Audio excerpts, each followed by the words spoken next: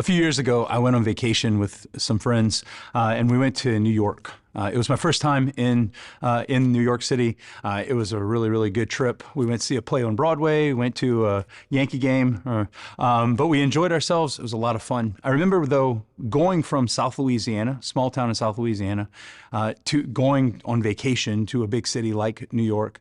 It was a massive culture shock. I remember we were trying to navigate the public transit system and between the subway and the bus system and everything else.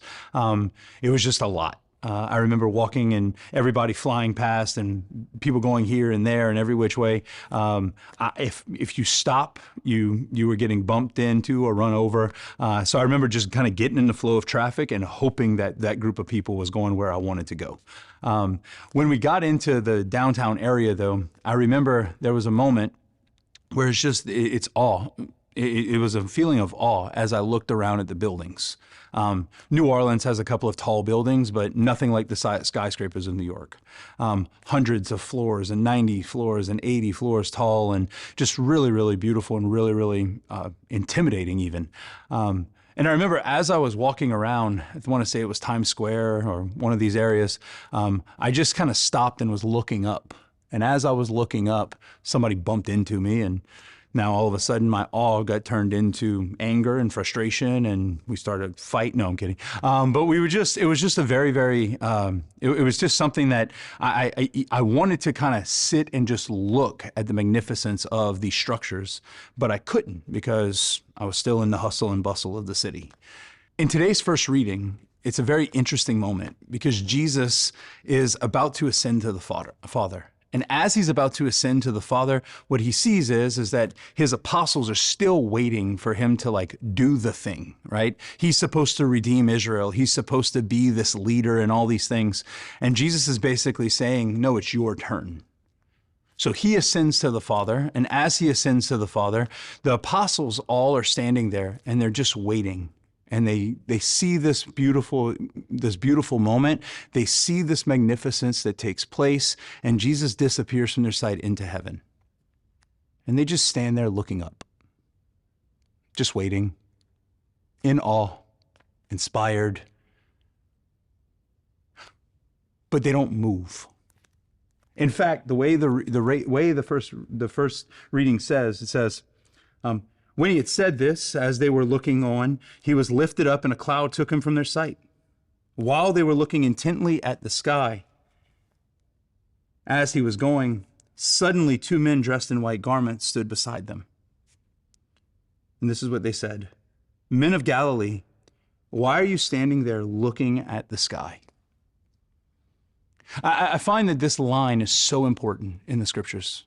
It's so important for the feast that we celebrate today of the Ascension, because Jesus' mission of the incarnation, of becoming man, of living out his life as a man in a family, of the miracles and preaching and everything that he did through his public ministry, to his passion, death, and resurrection, comes to its fulfillment here in the Ascension, that he goes back to the Father.